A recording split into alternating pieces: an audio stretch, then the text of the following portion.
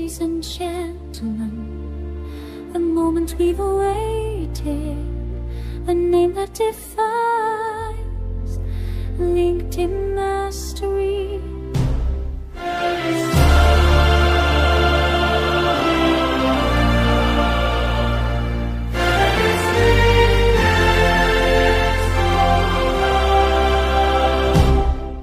A queen among strategists, a master of every link.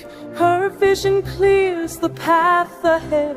Her insight makes us think. Every connection, every thread transforms the world with what she said. That is Miss Lynnaire Johnston, the rival dares to challenge her reign. Welcome to the Shaq podcast. Her brilliance lights the LinkedIn domain.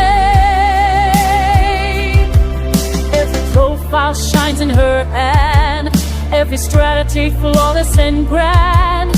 From post to network, she rules the scene, the LinkedIn queen, forever key. She's the best. The wisdom guides, inspires, and lifts every insider treasured gift.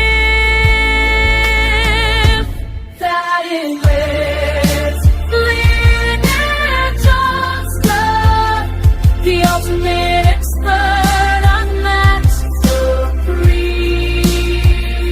Welcome to the Shaq podcast, where LinkedIn's brilliance finds its gleam.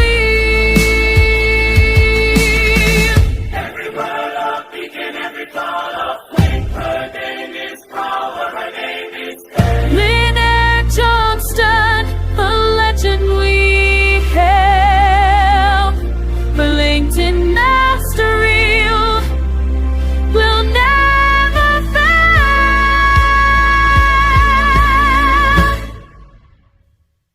That is Lynnaire Johnston. Echoes soar, the heavens declare. Welcome to the Shaq podcast, queen of LinkedIn, beyond compare.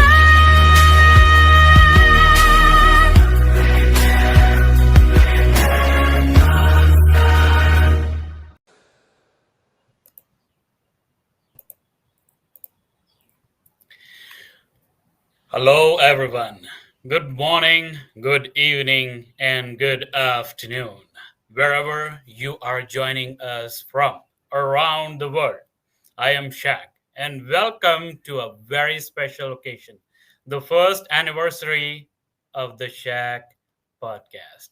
And today, to mark this milestone, I couldn't think of anyone more fitting, more inspiring, or more legendary, to be very honest with you, to join me than the Empress herself, Her Excellency, or Empress of LinkedIn herself, the Queen of LinkedIn Optimization, Lynnaire Johnston.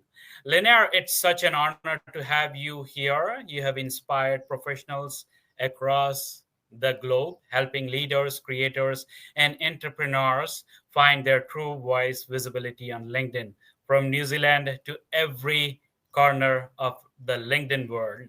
Your impact has been extraordinary, and today's topic couldn't be more timely. How to succeed on LinkedIn in 2026 and beyond when reach is falling. We all know the reach isn't what it used to be. But instead of chasing algorithms, Lynnaire and I am here to show you what really works, building meaningful relationships, authentic engagement, and genuine value that lasts far beyond any algorithm update. So wherever you're watching us from, drop your place, your city, your country in the chat, and let us know where you are tuning in from, because today we are diving deep into the future of LinkedIn visibility. Lynnaire, welcome to the Shaq podcast. It's truly an honor to celebrate this anniversary with you. How are you today? Kia ora, Shaq. Thank you so much for having me back. I cannot believe it's been a year since we did our first podcast together. And congratulations on so many wonderful episodes in the meantime with so many amazing people. It is really super impressive, and I'm really delighted to be back. Thank you. Thank you so much, Lynnaire. To be very honest with you, before we start the session, I just want everyone to know that Lynnaire was the first person who gave me a chance to do this job. I never thought I would be a podcaster. I would take interviews from people. I used to work for a 9-to-5 job. Then I started my own business, which didn't quite did well. But this new venture, and with Lynnaire's help, I'm doing great right now. And thank you so much for, I cannot cry on the camera right now, but yes, I have tears in my eyes whenever I think about the journey when I've started. And Lynnaire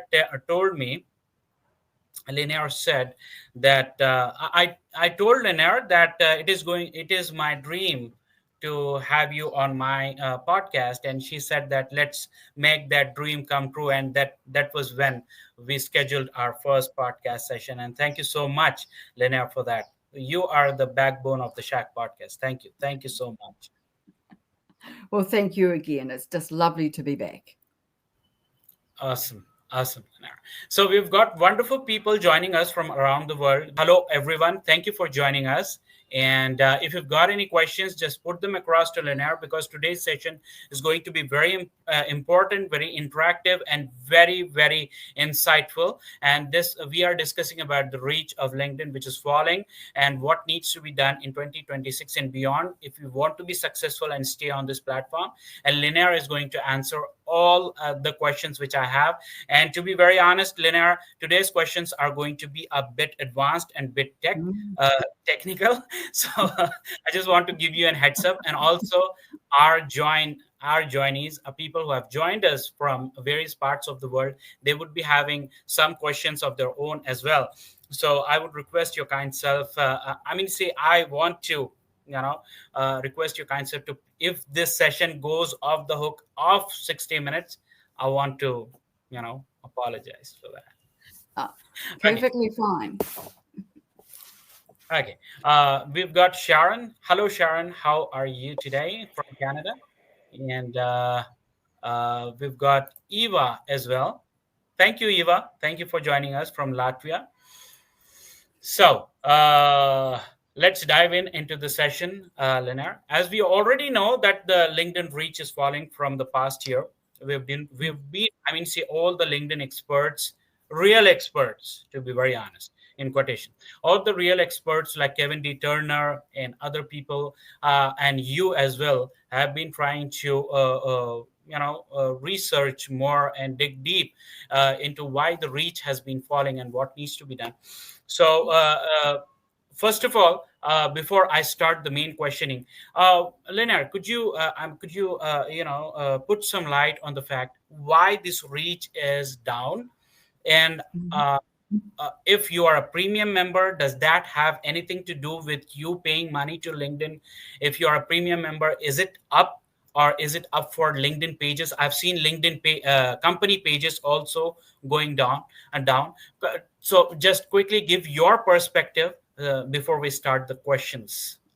Sure. Well, there's no question that organic reach on posts from our profiles and our company page is in the doldrums. It has just plummeted this year. It already started the downward slide in 2024, and it's just got worse.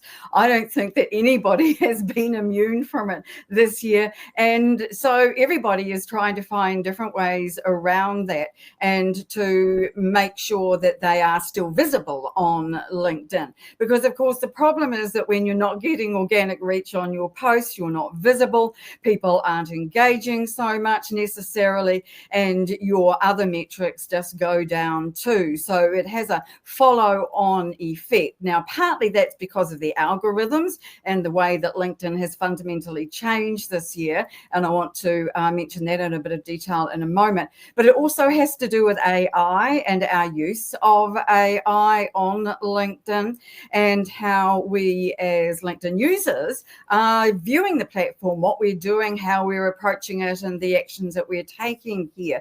So I think that there are a number of reasons why the reach has gone down. But I think it is worth noting that there's been a fundamental change on LinkedIn this year that might have something to do with it. And it's all around AI. And as I was researching the questions for today, Shaq, I came across some academic research that was published by LinkedIn's own researchers earlier on in the year, from which they've developed a system called 360 Brew. Now, this is a 150 billion parameter foundation model based on Mixtral architecture. Hope that means something to you. And this is a fundamental shift from traditional ranking systems that we have seen on LinkedIn up until now to a language-based reasoning approach. Now, when they put this research out, and it was through Cornell University, they described it as research pre-production. So while it reflects LinkedIn's direction and its thinking and what we've heard from them themselves about it, whether or not it's been implemented entirely is not entirely certain. But certainly that is part of what has gone on this year, is there has been a move away from the way that people are traditionally using LinkedIn and more towards their language-based reasoning approach, which of course is all about AI. So I think it's going to be very interesting to see where that takes us over the next 12 to 18 months. Awesome. And also, out of curiosity, I just wanted to ask you, does staying, is paying more money to LinkedIn as a premium member will have any effect on the reach? No, none at all. And it didn't on company pages either, unfortunately, because I think they work independently. The algorithms and how the search and discoverability factors work are completely different from the features that premium offers. So no, the two are quite separate. Oh, okay. Just wanted to understand that as well, because unfortunately. I wanted to, see, to be very honest with you, with the success of the Shaq podcast, people have been pouring in. Sponsors. I'm being very honest with you. StreamYards have given me a free access to all their premium features. I haven't paid anything to them. So, and also, LinkedIn is offering me 50% off, 25% off on a premium membership, but I'm still waiting for that 6 months long free membership. Then we have to pay for it. So still on negotiating terms with LinkedIn. So just I was curious if I pay and I get a huge reach. So okay. Sorry about that. Not the best of news, is it? It's not, to be very honest. Okay. Before I start my questions very quickly, we've got Steve. Hello, Steve. Thank you so much for joining us. We've got Leah. Leah, thank you so much for joining us. And very special thank you to Mr. Merrill Kass. He is joining us. It's very late for him. And thank you so much, Merrill. Not only he has joined us, but he's also invited connections to this LinkedIn Live. And I am delighted to see Ali Uran. Thank you so much for joining us live, Ali. And we've got Mark, South Coast NSW. He's from. Thank you, Mark, for joining us. Hello, and welcome to the live. And we've got Sigrid. Thank you so much for joining us live, Sigrid. Thank you. And if you've got any questions, just put them across, and I'm going to, Lynnaire is going to answer all your questions, all your doubts on this very interesting topic. So, Lynnaire, without further ado, I'll just start my questioning. As requested by Lynnaire, I'm putting all the questions on the screen so that everybody gets to know what we are talking about. So, Lynnaire, starting with the first question. And the first question is, how can creators leverage LinkedIn's evolving algorithm, like its emphasis on dwell time and niche relevance, to counteract a 50% plus organic reach drop? This is the first question. Right. Now, this is a really interesting question, and it covers a number of different things. So bear with me while I work my way through this, because it's a little more complex than it might sound to begin with. So the first thing is that LinkedIn doesn't run on one simple algorithm anymore. In fact, it hasn't done for quite a while. And Kevin Turner was always saying that there are multiple algorithms, some of them competing with each other, which doesn't make it terribly easy to work out what's going on. So instead of one, there's a set of systems that try to match useful content to the right people. So that's a big change. So that means that dwell time isn't the magic lever that it once was on our posts. So there was a time when if you put up a carousel on LinkedIn, if it had quite a number of slides, it would really do well because of the dwell time. But that's not the case anymore. So what does consistently work now is niche relevance, clarity, and human interaction. So if your post helps a specific professional solve a specific problem and people respond to it, then it travels, by which I mean it gets distributed to a wider number of people. It gets into more feeds. Now, there are a number of tactics that we can take out of this to use to improve our visibility on LinkedIn, and that includes, of course, our organic reach, and that is to decide what you're going to talk about, what your specific lane is, which is LinkedIn's terminology. Choose 3 to 5 recurring themes that the people that you want to reach, your ideal audience, what they care about. And if you stay in those lanes and post about those topics more than about 70% of the time, then you'll find that it will help your visibility. But on top of that, you need to do a few other things. And the first of that is to make the first line of your post the takeaway or the claim, and then you have to go about proving it in your post. So it's that headline that is really going to make the difference. But even further than that, we have to use short paragraphs. This isn't new. Short paragraphs, clear headings, and precise terms that our audience actually uses. And if we can do that, then we are going to make a big difference. But we need to be very specific. It's no point in just being broad and very vague in our terminology and what we're saying. We need to be really specific to our audience so that the people that we want to attract to our post know that we know our stuff. So I also want to mention at this point that organic reach is not something that I believe we should be thinking about anymore. I don't think we should be thinking about our visibility in that sense, because I think that's a vanity metric.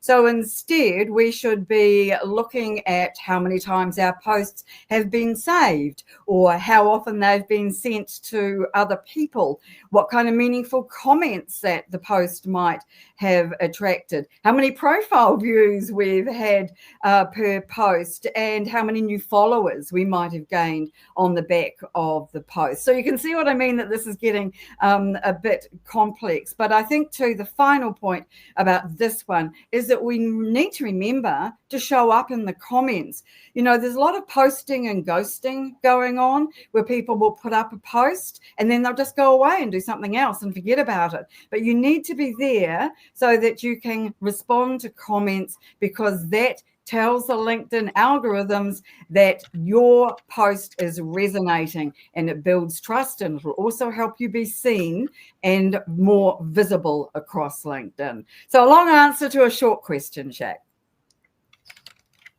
Awesome. Thank you so much for that insightful and I mean, so you explained the question so very well. So thank you so much for that brief answer. So before moving forward, people who have joined us, I want to let you know that if you want to be successful on LinkedIn, buy Lynnaire's book, which is Linkability, written by her, which explains everything about LinkedIn's current features and the features before, and many things about LinkedIn. And that is available on Amazon. And I will put the link in the comments after this live. So do consider buying the book, Linkability. And it's, you can see in the background as well, Lynnaire has a copy of that book. And also, Lynnaire has one more book, which is Business Gold, which is the only book written on LinkedIn company pages. Also, I'm the co-author on that one with Michelle J. Raymond. Just putting it out there because she's a real expert on LinkedIn company pages. Awesome. So I would want to request all my people who have joined in to just check these books out. They are all available on Amazon. And you are not only you will get insights from the great one, Lynnaire Johnston, but you will understand a whole lot about LinkedIn's dynamics once you read these books. So do consider checking them out. Okay, so we have Jeff. Jeff has a question. Thank you, Jeff, for joining the live, and hello. Could you also tell where you're joining in from? Lynnaire, I was thinking we will take the questions at the last from the audience, and we'll continue with the questions because so Jeff, what we are going to do is we are going to keep your question for the question and answer session in the end. And thank you for joining us, and also let us know where you are joining us from. So Lynnaire, quickly to the next question because we are running out of time. The second question for you would be on the screen. What role will AI-driven content personalization play in maintaining visibility when traditional posting strategies fail? Well, another really great question. So let me just start by saying that AI won't make weak ideas work.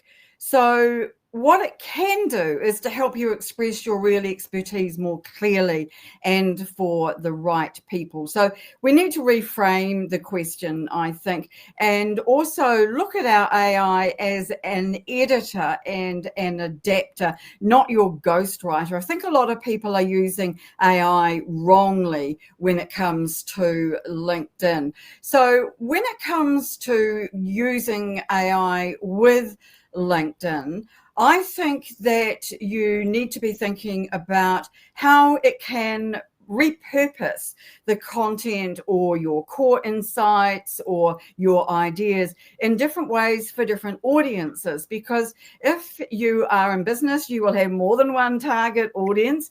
You might be aiming at coaches. You might also be aiming at CEOs and other types of people besides. So if you are writing a post for coaches, then you need to use the words that they use. You need to to use the phrases that they use on their profiles and in their job ads. Now, if you're doing that for CEOs, you also need to do the same. So make it relevant and use their words so that it's very clear to the AI and to LinkedIn, or you could say even LinkedIn's AI, that you are an expert in the field. But you want to sound like you don't want to sound just like AI. So you need to edit whatever AI comes out with, and then excuse me, and then add your voice. So that would be your tone, your turns of phrase, your energy, your enthusiasm. You want to add that, because otherwise AI content can be very beige in my view. And another way to be able to get around this is to post in different formats. So if you put up a post that's aimed at coaches and say that's one format, like a text post, then maybe think about turning it into a short video and then into a carousel, or take it off LinkedIn and put it onto your blog post or onto Substack or somewhere else. But the key is to keep your core message consistent when you do this. So wherever people are finding you and reading you, watching you, listening to you, your core message is always going to be the same. And I think that something that people have forgotten a bit in this day and age is that quality beats volume. So in a personalized system like we're talking about now with LinkedIn's AI, posting more than once a day is not a good idea. It's never been a good idea, frankly, but doing it more than once a day now is not a good idea still. So what you need to do is put more time and effort into the quality of your posts rather than the number of your posts. Hope that answers that one for you. Exactly. It did answer. And also, it also, corrected me when I thought that posting more than once will get you more attention. So that is not the story now, I think. No, it's never been the case either. So, yeah. Great. Thank you so much for putting light on that important question and answering that question briefly. So Jeff says he's from Melbourne. Thank you, Jeff. And we've got Mr. Corey Hindle. He says, Corey, do you know Corey? I do. Hello. Nice to see you here. Corey, I'll get in touch with you. I think you are in my second connections. So thank you so much for joining our live session. And you are from Canberra.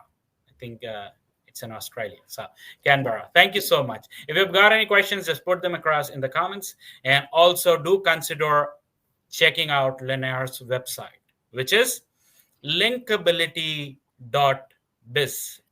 Linkability.biz, and try Lynnaire's program free for 7 days, which is a trial period, and understand what you will gain, what insights you will gain working with Lynnaire or working under the guidance of Lynnaire.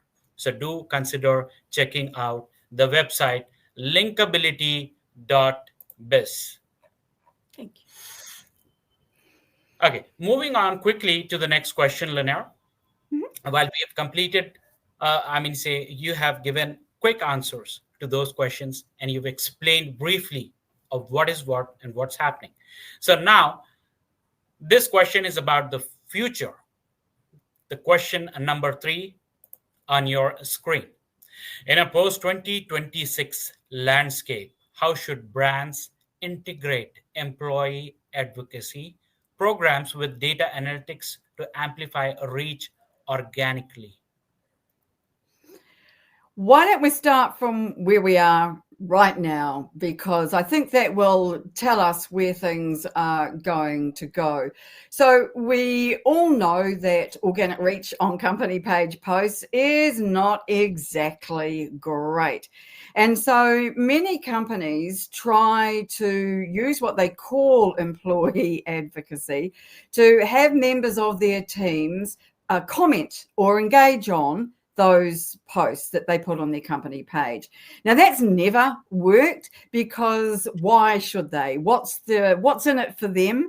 And it's all very company centric. So what I'm proposing today is something that might be a little different. People might not have heard of this before, but it's flipping that usual model and instead having the company amplify its experts, not the other way around.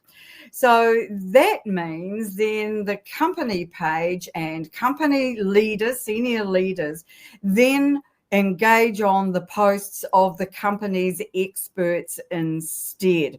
Now, what that means is that there is going to be meaningful participation and not corporate cheerleading and people just writing great posts, thanks for sharing, or anything else that is generally meaningless. We want people on our company page posts to write good quality comments, just as we do on our own personal posts. So if it's your personal posting or your employees who are personally posting and then having the other people in the company get involved with that, I think that that's going to make a significant difference. But it does upend things a bit, and most companies have probably never thought about doing it that way.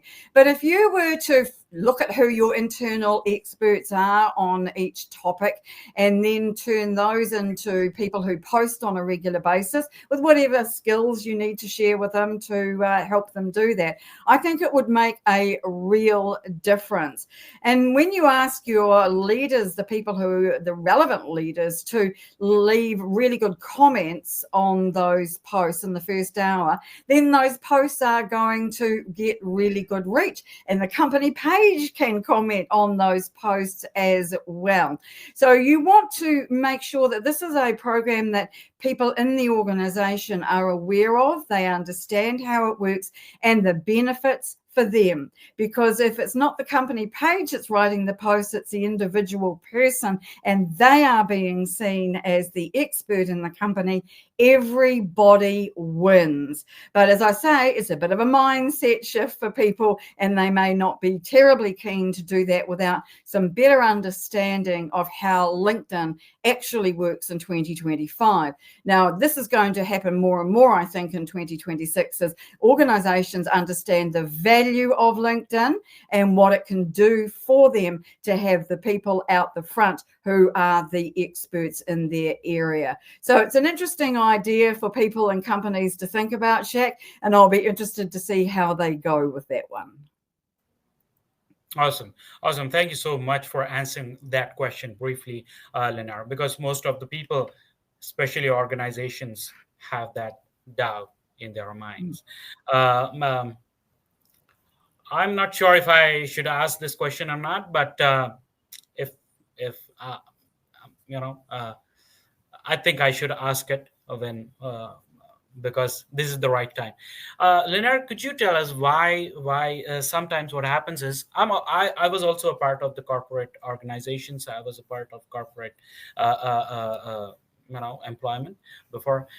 Sometimes what happens is your manager tells you not to post on LinkedIn and stops you from posting on LinkedIn.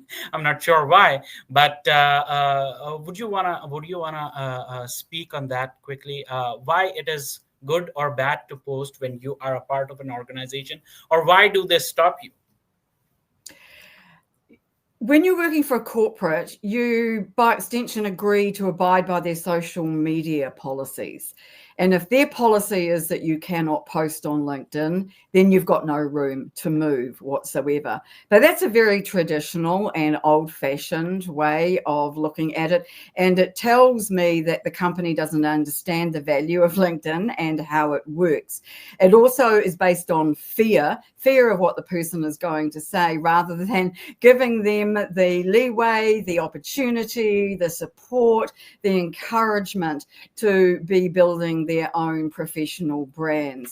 And so I think that I would like to think that we are seeing a change in how companies look at social media in terms of people's personal brands, and seeing that the people that they employ are experts in their own right and they can help the company. But it is a big bow to draw. I absolutely get that. There are a lot of barriers to this. And if your corporate is thinking from a fear mentality, and we don't want our people to say anything to anybody because they might say something controversial, then I think that that's going to be quite a hard hurdle to get over. But you know me, I'm an optimist, and I like to tell people how I think things could be done. And if it even helps a few people to take it to their company and go, what about this as an idea, then my job is done. Awesome. Thank you so much for answering that very gracefully. Thank you. I had that question for a very long time, did not get a chance to speak to anyone about it because of various reasons, as you've said, fear and everything. Also, the employee is also afraid to speak on that topic. Thank you so much for answering that. So before we proceed with the question number 4, I just want to let everyone know linkability.biz is the website of Lynnaire. I want you to check that website. I want you to make good use of this wonderful person when it comes to this platform. And to be very honest with you, I'll tell you one thing. Without a coach or without a teacher, we will never be able to understand what's going on. LinkedIn is a huge database. It's a giant. To understand it, to navigate through its vastness, it is deeper than an ocean and as vast as the sky. Just to understand it, just to clear understanding or become successful on this platform, be it your business, if you're a job seeker, you can be a job seeker. If you are a business owner, you need the LinkedIn platform. And to be successful, you need a coach, a guide. And I cannot think anything else when it comes to LinkedIn training and coaching, apart from linkability.biz, the website of Lynnaire's, or Lynnaire as a coach, as a teacher. She's the best of the best. She has been recognized. She has been received so many recognitions and awards. Last time I checked, she is the top 20 best people who train people on LinkedIn.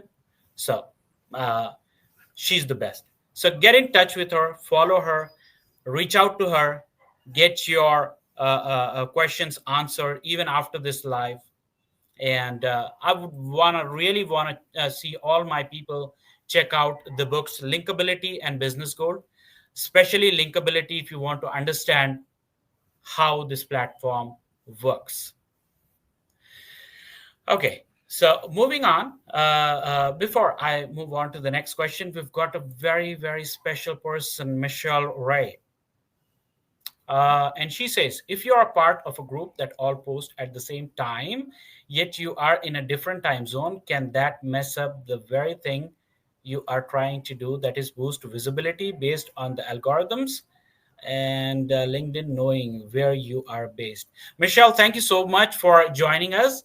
I will save your questions and ask Lynnaire at the end of the session.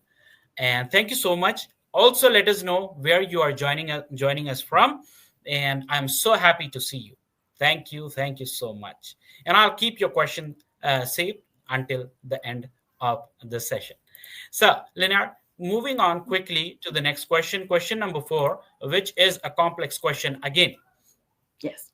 Now, this is based on the SEO. This is a part where I am very weak, and I know most of the people can find it very hard to understand this question as well. So, question number 4 on the screen. Beyond basic SEO, what advanced tactics like semantic search optimization can enhance discoverability in LinkedIn's feed? Well, it is a very interesting question, and it covers a bit of ground, in fact. So the thing I really should start by saying is that if the feed's a recommendation system, not a search engine, what actually improves discoverability? Because I think we're talking about different things here. So what I mean is that we need to think less about keywords, which are traditional in terms of what we know about LinkedIn, and more about clear signals of expertise. And so that refers back to what I mentioned earlier about the new way that LinkedIn is operating, this Brew 360 Brew, and how they're making it more about language and about the words that we use in terms of how we use them in our normal speech rather than keywords and keyword phrases. So what's now happening is that the LinkedIn system reads not only your post, but also your profile and your engagement to understand more about who you are. And so what you have to do is to make that picture unmistakably clear to LinkedIn's search. So some examples of things that you can do to make this happen. In your headline, you would be wanting to say who you help plus the outcome of those people who you help. So that is what you do and the results. And for your about section, for example, you'd be wanting several paragraphs in there with proof about who you help and the outcome. So you can see what I mean about this, really making sure that the message is very, very clear. Also, you want to back this up with publishing in-depth articles and newsletters on a regular basis on your core topics, so that again helps the algorithm and the search to discover you, to find out who you are and what you do, and that you are an expert in your area. So I think that this comes down to when you're posting, you need to make your first sentence, your headline, a hook of some kind. Ask a question. Say something that people might go, whoa, that's a bit interesting. I never thought about that. Or what does this all mean? And then share a core insight that is part of that 70% that I mentioned earlier on, with a few bullet points so that it's easy to be skimmed, read, rather than people reading it word for word. And then end with a simple call to action or a question. And if you structure your posts like this, then that is the semantic search function. That's some kind of protocol that they now look for. And of course, LinkedIn's own search engine is the same as ChatGPT and all the other search engines. They use the same core protocols. So it's really important, I think, to see what we're doing as our posting is not something that's just for LinkedIn. It's for what we're doing with AI as well. Now, I've got a couple of other things that I'd like to add before we move on from this one. And that is when you are using data or you're quoting something like I did right at the very beginning of our live here today, you need to name the source.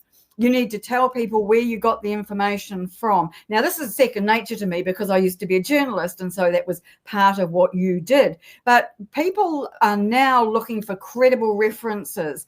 And when you put those into your content, then that tells the LinkedIn search that you know what you're talking about because you have referenced it from a source that it understands and knows about. So I think that plus strategic engagement is important now, particularly where we've got to in 2025, where posting has really dropped in visibility. And so people are now seeing engagement as a strategic tactic that they can use to rebuild the visibility they've lost from their posts. So when you do comment on other people's posts, what you're doing is you're training the system on where it is that you specifically belong. So again, you're going to be searched for, discovered, found by the search engines and the algorithm as an expert in your field. So just to round that out, You need to use the same core phrases across your posts and other content, plus your profile and your website. And if you do that, then that will make that picture of who you are and what you do unmistakably clear to the LinkedIn search function. Thank you so much for that insightful answer, Lynnaire. You made it look very simple. So, guys, I see many people have joined in. Guys, people who have already in and they have given their city names, that's great. Thank you for joining us. People who have just joined in, just let us know where you are joining us from, and if you've got any questions, put them across to Lynnaire, and she would be happy to answer them all. Also, again, before moving forward, I will take all the questions at the end of the session, Lynnaire, as we have to respect the time as well. Also, before moving to the next question, I will put the link to the book, Linkability. Do check that out. It is available on Amazon. I'm going to put all links in the comments after this session. Linkability is the book written by Lynnaire Johnston, and Business Gold is the book written by Lynnaire Johnston and co-author Raymond. Lynnaire, could you tell her name as well? Michelle J. Raymond. Michelle J. Raymond. I want you to check both of this book, especially Linkability and Business Gold for company pages. But if you're starting on this platform and understand more about this platform, LinkedIn, which is a huge database of about 1 billion people, I want you to get this book, refer to this book, get in touch with Lynnaire. Also follow Lynnaire. Ask many questions to Lynnaire every now and then. She's very generous answering all your questions, and I've got first-hand experience of that. So do check that book, Linkability. Thank you so much, Yolanda Chen. You are, from Texas in the United States. People who are joining in from the United States, my connections, thank you so much, because I understand that this is very late, and still you have because that is the biggest compliment I could get for the work which I'm doing. Thank you so much for joining from Texas. Also, people looking at the recording, I just want to know if you've got any questions, just reach out to Lynnaire or me, and I'm going to let her know about your questions. And also check out her website, linkability.biz, free for 7 days. Understand what happens when you work with the best of the best there is. So moving on to the next question quickly, which is question number 5. Again, a complicated and a tough question, Lynnaire, on your screen. How do you recommend balancing multimedia formats, example carousels versus short form videos, to optimize engagement metrics like shares and comments? And to the context of the same question, section B, when we speak about short form videos, what should be the length of videos which are short form on LinkedIn? Okay, so it's really interesting how people view different formats, and it's become quite clear that the formats that we use create different behaviors. And so we need to decide what it is that we want people to do when we are thinking about what format that we want to use for our content. So, for example, a text post sparks conversation. Carousels generally get saved and they get shared.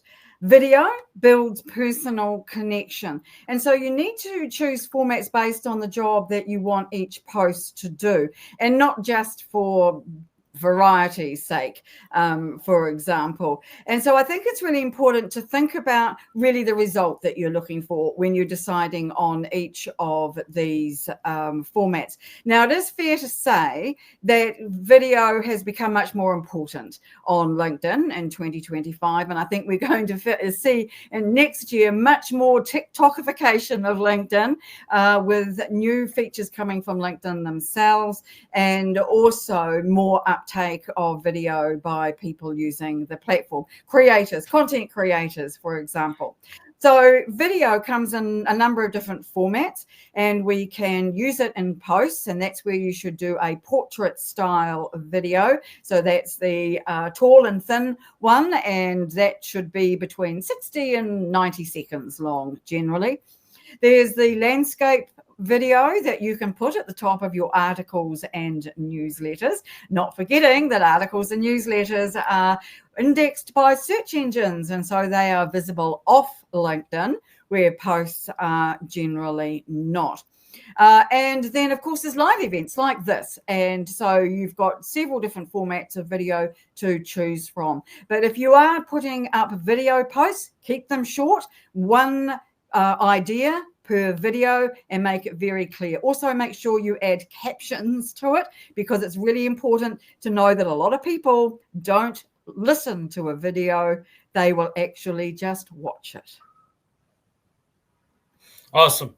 Thank you so much for that insightful answer. Thank you so much for enlightening us with that answer. To be very honest with you, I never had any idea of what length we should choose when we are creating a short form video. So 60 to 90 seconds is the magic number for the time frame of that video, a short form in a portrait fashion. Yes. Okay. And of course, for others, other videos can be longer for different uses. We couldn't do a 60 to 90 second video on the live, could we? Exactly. So thank you so much for that insightful answer, Lynnaire. I tried to keep up with the time, but the time is flying. I cannot catch the but these questions are important, just to let my audience know, people who are watching me, this is not a normal conversation. It's not casual. I told Lynnaire the questions are going to be very advanced and technical, and she was very graceful. And also to be very honest with you, with my work growing and my team being very small, I need to apologize to Lynnaire for giving her the questions at the very last minute. It is only because of her expertise and the stature, because of her towering personality and the knowledge she has, she was able to grasp these questions as fast as she could.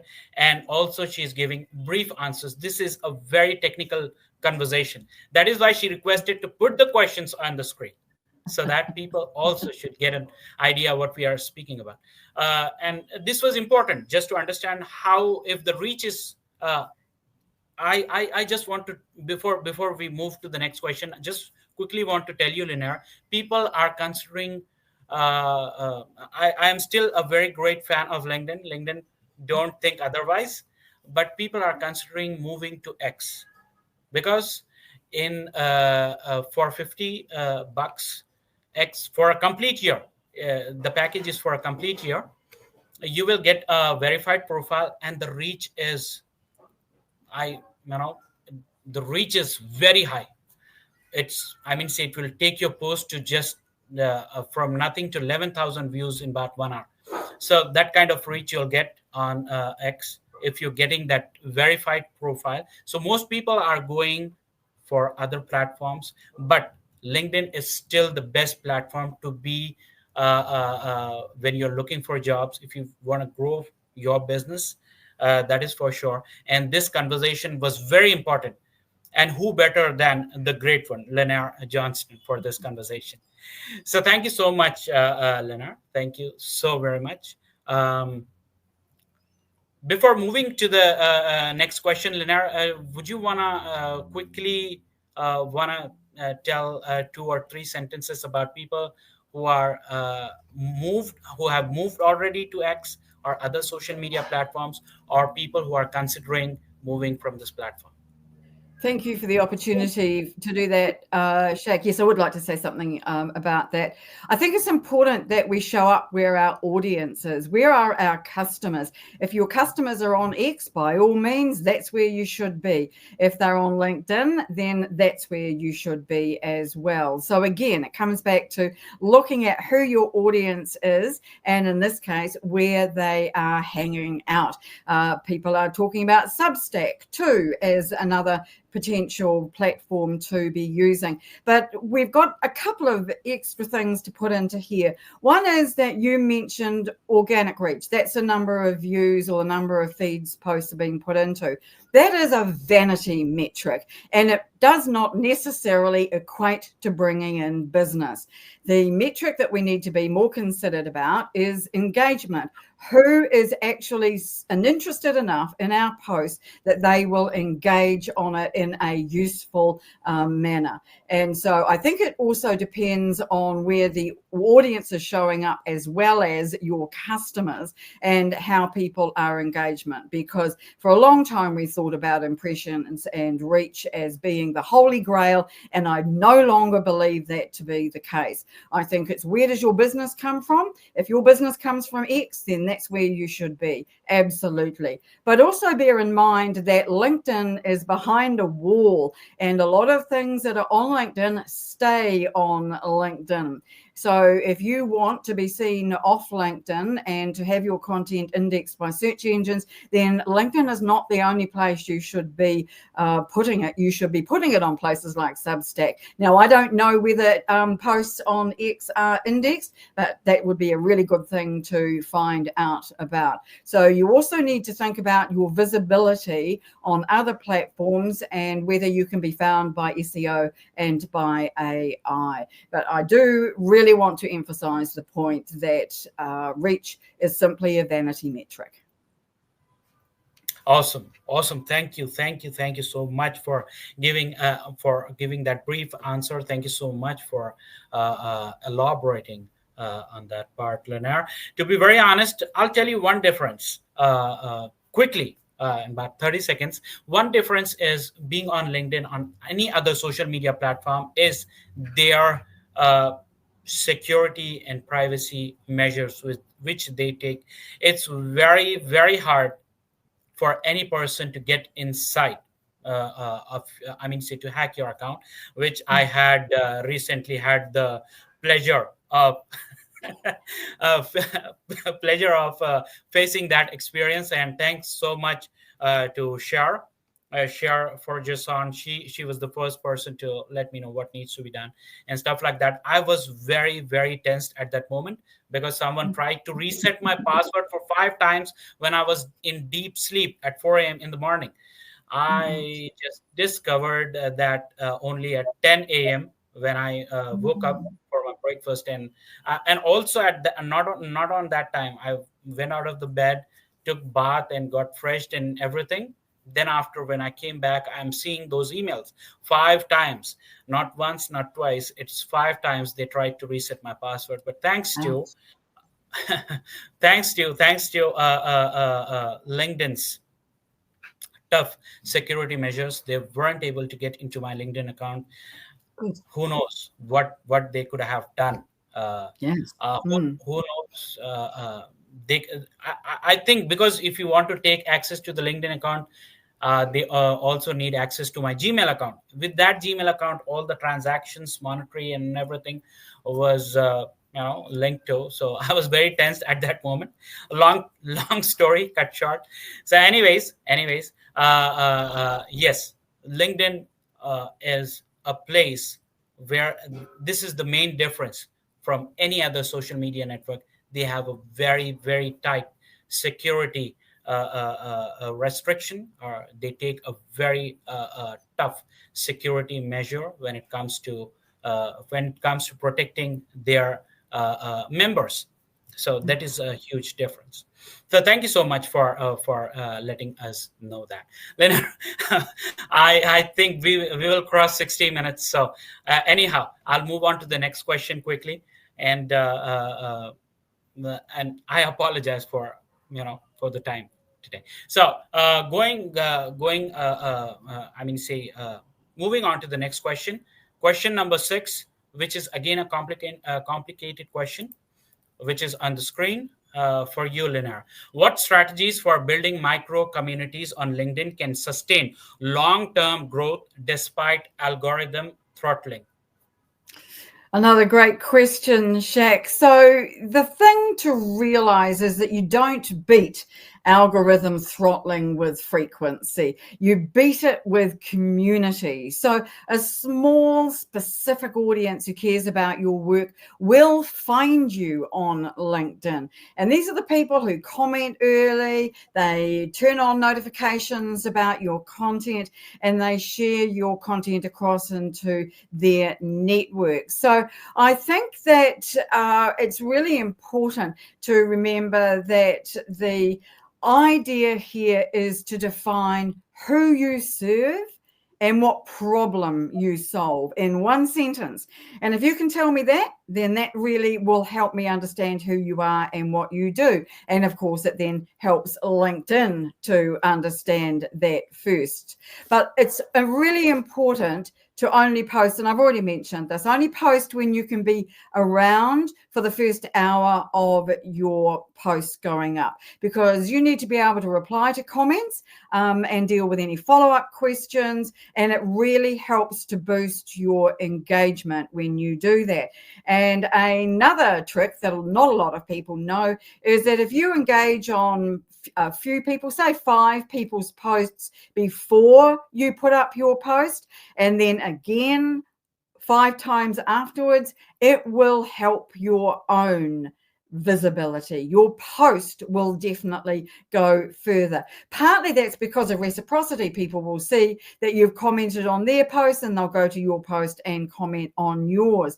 But it was also, I think, a good idea to reward those people who are commenting on your posts by saying thank you to them as in a direct message. We're not doing nearly enough of that, I don't think. We need to be doing more messaging to people to really build those relationships, because whether you're in a big community or a tiny community, those relationships really count. And that's what's important on LinkedIn. And so you might reward somebody for commenting on your post by potentially reposting theirs or sharing it with your own thoughts and turning it into your own post. So however you're deciding to do this, do it really specifically and tactically. I think a lot of people just go post and ghost. They go, I better do something on LinkedIn, and panic, instead of thinking through what it is they really need to be doing so that they understand when you're posting. Now, for example, when I post new feature carousels, I always do it on a Monday. I don't do it every Monday because there aren't enough new features now. But originally I was doing it every fortnight on a Monday. And when there are new features for me to post about, that's when I do it. And I get a really good response to that because people know that's when I am posting.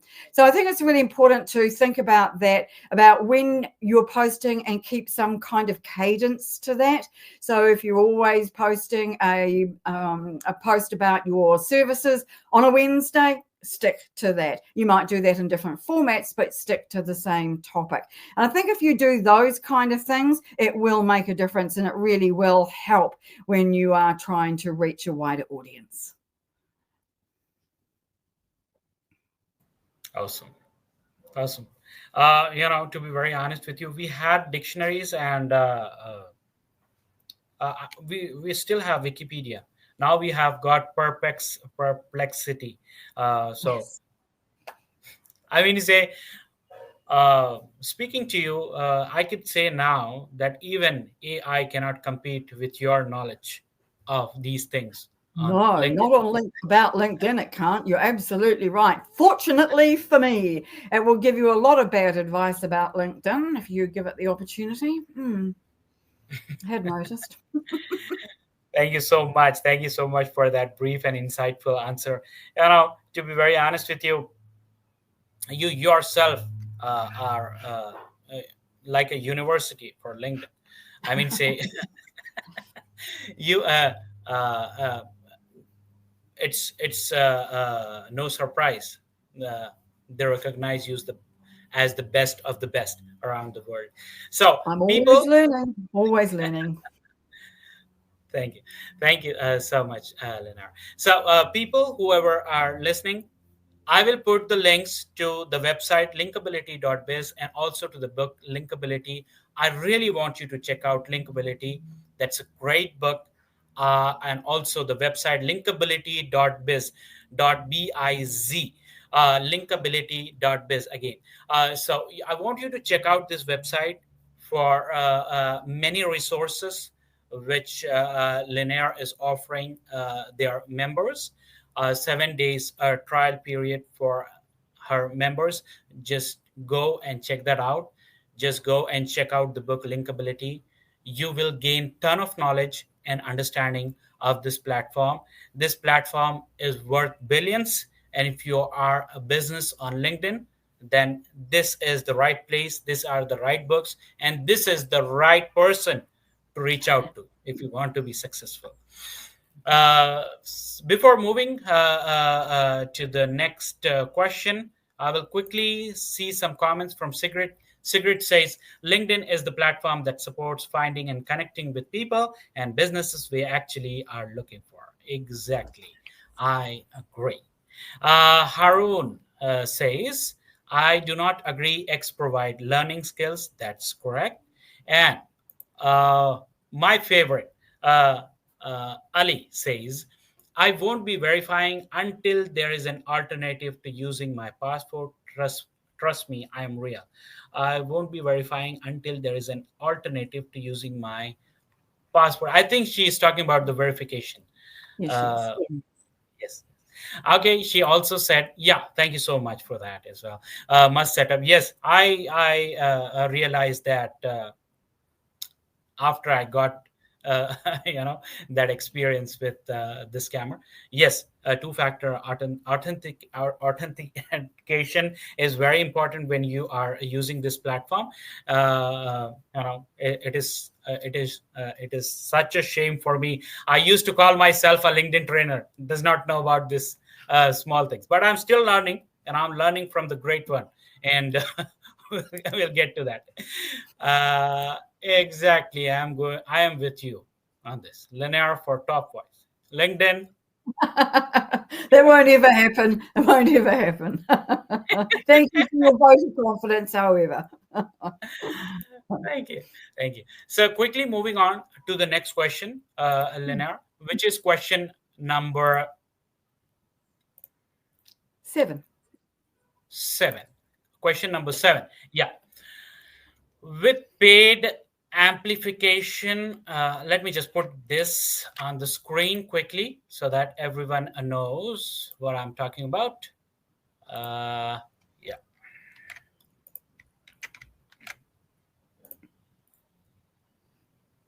Okay. Question number 7, which is on the screen for Lynnaire.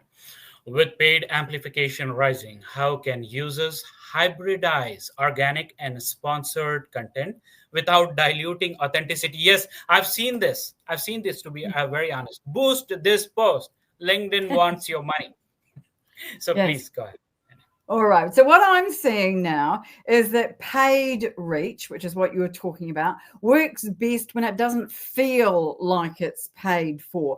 So in other words, the smartest way to do that is to build a rhythm where your organic content leads first. So something that shows your real tone, your opinions, your ideas, your values, say, and then you selectively boost the posts that have already proven to resonate with your audience. If an organic post gets genuine saves or thoughtful comments, then that's your cue to turn it into a sponsored post that keeps that same voice and message. It doesn't sound like an ad, it doesn't look like an ad, but the algorithm recognizes the continuity and your audience feels it's still you talking and not an ad team. Because none of us like to read advertising messages, do we? So I think making it look and sound like you is a simple answer to that one.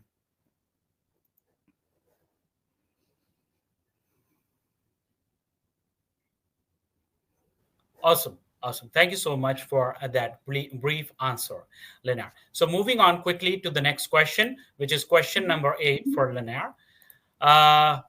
Here we go. Drawing from case studies, what metrics, example, connection quality over quantity, predict success in a reach constrained environment? Well, I think it's fair to say that we've all learned that counting likes isn't enough anymore. And I've already mentioned vanity metrics, which is what I think that is. So what we're really looking for are what I would call deeper signals. And so we've had some new changes to this now in the last few months, where we can see how many times our posts have been saved, and we can see how many times they've been sent to someone else. And those are meaningful metrics. They're not just showing the fact that your post has appeared in a feed, which has really got no value to you at all, except to make you feel good when the number's high and feel miserable when the number is low.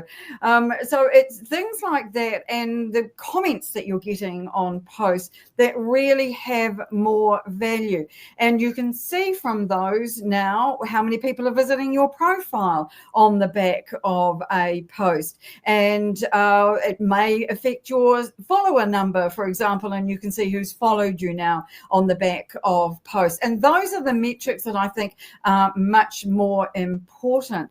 And so if the people who matter most to you and to your business are those who are engaging more often, even if the numbers are smaller, then you're on the winning side. And it's got nothing to do with reach. It's got all to do with that engagement that you're getting. And the other part of this, I think, is consistency. This also matters more than volume or your reach, because the algorithm, as I've said earlier, rewards clear topics. If you are talking more than 70% of the time about your main topics and stay within your core themes, then that's easier for LinkedIn to know who to send your posts to and who to show them to. So it's not about the numbers, it's about the quality, not the quantity. And I think that this is a big thing for people to get their heads around, but I really would like to see that happening more. Awesome. Awesome. Thank you so much for that brief answer. This is a very, very insightful session, Lynnaire. To be very honest with you, this is the first time I'm feeling I'm sitting with walking university. You are the best professors of all time on this for this platform, LinkedIn. And I've also always considered you as my teacher. Lynnaire, we will quickly, before getting to question 9 and 10, we'll quickly take the question from Lynnaire, from Michelle and Meryl. The question of Michelle is, if you are a part of a group that all post at the same time, yet you are in a different time zone, can that mess up the very thing you are trying to do, that is boost visibility based on the algorithm and LinkedIn knowing where you are based? Well, there's a lot in this, and I'm not even entirely sure that I can give an accurate number because I'm not quite sure of exactly what the parameters are of Michelle's question. It sounds to me as if you are talking about an engagement pod, and if that is the case, then yes, that will cause problems. But I don't hold with engagement pods anyway. I think they are trying to hack the system and don't do anybody any good whatsoever. Now, if you're not talking about that, Michelle, and you're talking about a group of people who are just colleagues in different ways and in different parts of the world, if you mean the same time zone but on a different day, so for example, if everybody's posting at 4 p.m. in their local time zone, but you've got lots of different time zones, then the posts aren't going to go up at the same time. But if you are going to do it all at the same time, then I think you need to have a strategy about why you might be doing that and the consequences consequences of that, and whether your posts are the same or they're different. You can see what I mean. There are more questions here than I have got answers for. So I think, Michelle, it would be a good idea if you could just send me a direct message, and I'll answer and explain to me a bit more about what it is you are trying to find out, and I will endeavour to answer it. But I can't see that people posting at different times of the day in different parts of the world is going to cause a problem unless you are all posting the same thing. And that, again, I would not recommend. Awesome. Hopefully, Michelle, you got your answer. I doubt it, but as I say, a lot of questions in that I'm not really quite sure from. Okay, number 8. Oh no, we've done number 8. We're on to number 9 now, aren't we? Number 9. So quickly moving on to the next question, Lynnaire, which is going to be for you on the screen. Question number 9. How might upcoming LinkedIn features like enhanced AI networking shift personal branding paradigms for professionals? Sure. So I think it's fair to say that LinkedIn's moving towards AI that understands relationships, not just content. So that means that we need to think about it in a different way. And an example of this might be that soon it won't just suggest who you might know and suggest you connect with them, but it'll recommend people who you should know based on your skills, what your goals are, even the language that you use in your profile. So this means that our professional brands will need to be machine readable as well as human friendly. So that's clear, specific profiles, service descriptions that will help AI connect the dots between what you do and the people that you're aiming it for, so that it can match you with the right people and the right opportunities automatically. This is part of this whole bigger shift for LinkedIn in 2025, because it's no longer about gaming the system. It's about being findable for the right reasons. And I think we are going to see that more and more as we move into 2026. Awesome. Thank you so much, Lynnaire, for that brief answer. I know we are running out of time, but 5 minutes more. Quickly moving on to the next question. Before the next question, could you please quickly answer this question as well? How many hours a day do you spend on LinkedIn? How do you maximize your time on LinkedIn? He wants to know the time. Sure. The first part of that question is not really relevant to most people, because LinkedIn is my job. So it's my job to be on LinkedIn all hours that I'm awake. Now, clearly, I'm not on LinkedIn all the hours I'm awake, but I do spend a lot of time on the platform, absolutely, because I'm trying to learn. I'm trying to do all my own LinkedIn work, as you would expect, and also support my members and their own content too. So I do spend a lot of time on LinkedIn, but that's not representative of most people, I don't think.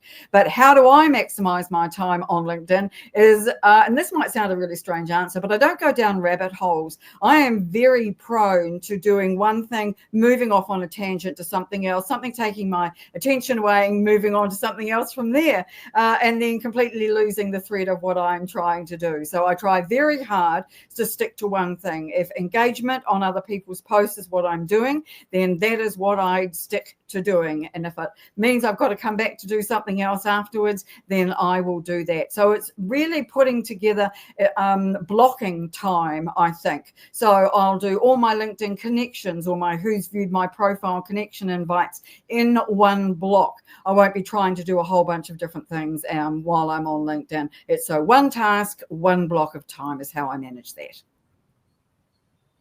Awesome. Hopefully, Raymond, you have received your answer. If you want to get in touch with Lynnaire, just message her directly and she will be happy to answer all your questions. And for the last question number 10 on the screen for Lynnaire. For sustained success beyond 2026, what adaptive frameworks do you suggest for iterating content based on real-time performance data? I think it's fair to say that crystal ball gazing around what LinkedIn is going to do can be hiding to nothing. LinkedIn often does things that nobody predicts. So please bear that in mind when you hear my answer to this one.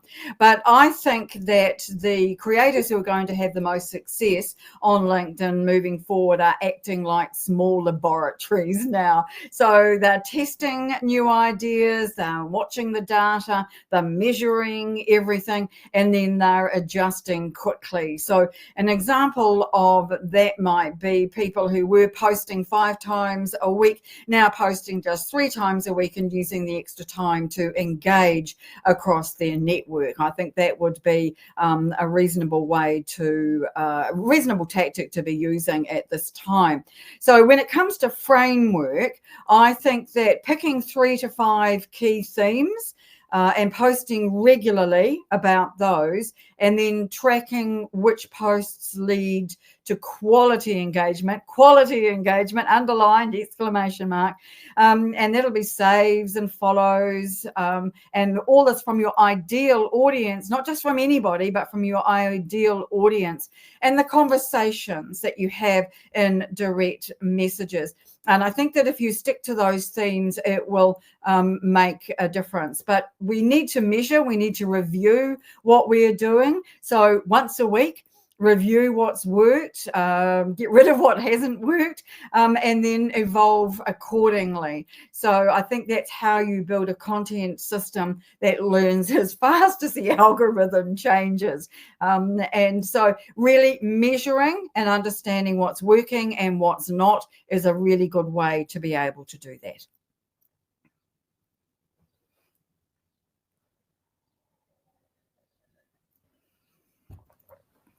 I'm sorry. I keep muting the mic because I does not want.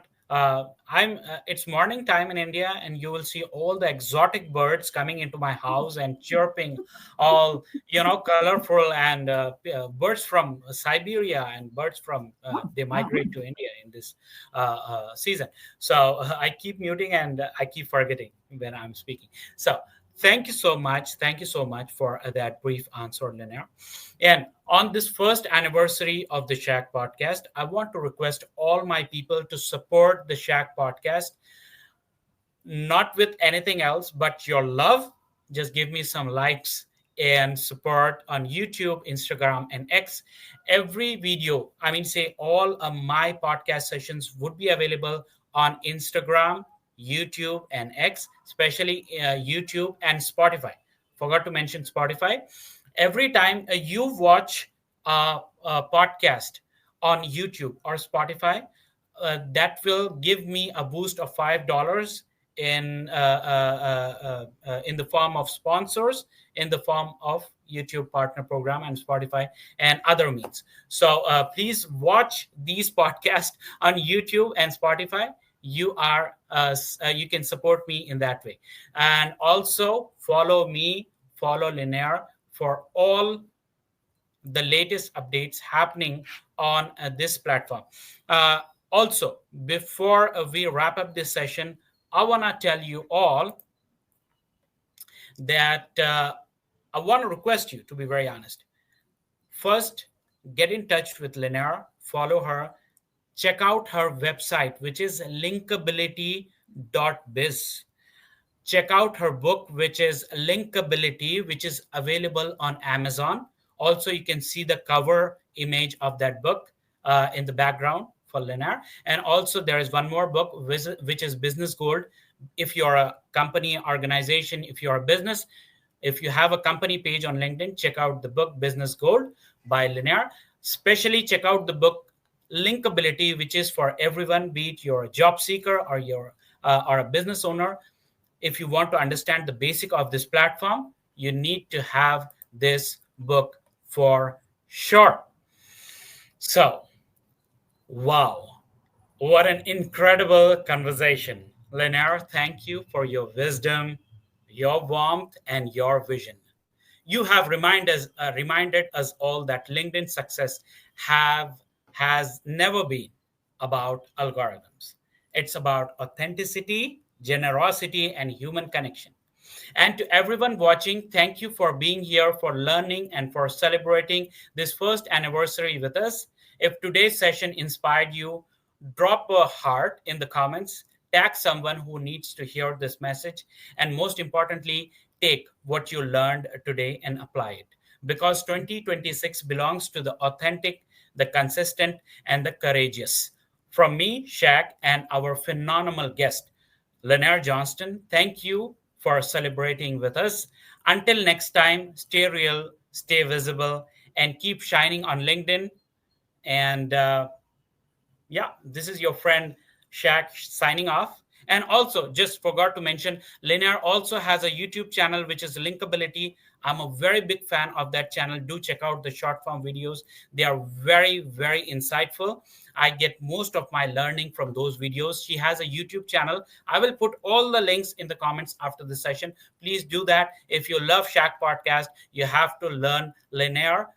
You have to learn from Lynnaire, love her work, and love Lynnaire herself, because she's a very graceful and a very kind and a generous person. So thank you so much, and thank you for being with us. It's been my absolute pleasure. Thank you for asking such insightful questions. Thank you, Lynnaire. So bye everyone. Thank you so much. Take care.